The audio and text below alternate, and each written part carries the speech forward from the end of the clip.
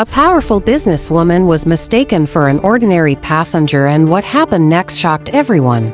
"Ma'am, first class is reserved for VIPs only. Your ticket must be for economy," the young flight attendant said, blocking her way.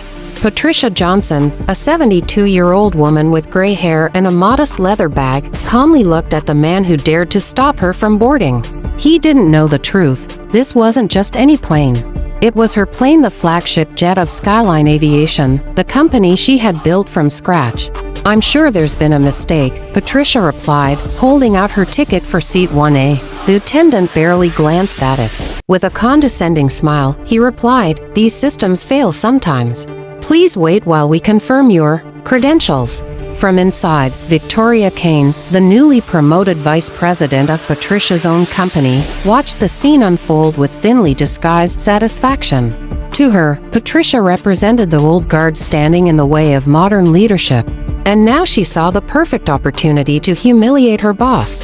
"Maybe you should try a commercial flight," Victoria suggested coldly, pretending not to recognize the very woman who had given her the job. What they didn't know was that Patricia Johnson had faced worse. She had been denied loans, underestimated by competitors, and dismissed by bankers who never believed a black woman could run an aviation empire. But she proved them all wrong. Still, here she was, mocked by her own employees, treated like an outsider on her own jet. Passengers whispered, some even laughed. "Poor lady, she must have confused it with a commercial flight," one said. Victoria leaned closer to the attendant. "Keep her waiting. People like her need to understand where they really belong." But Patricia didn't flinch. She sat calmly, her eyes fixed on the runway where her fleet of aircraft took off one by one. Each plane represented years of sacrifice, sleepless nights, and victories over those who doubted her.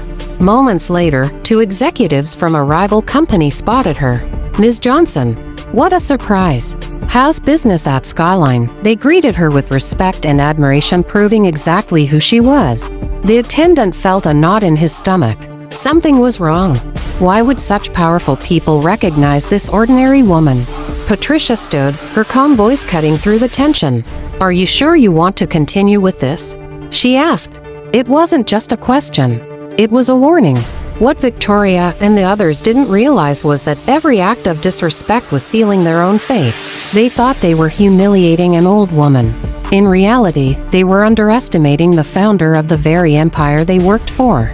And soon, they would regret it.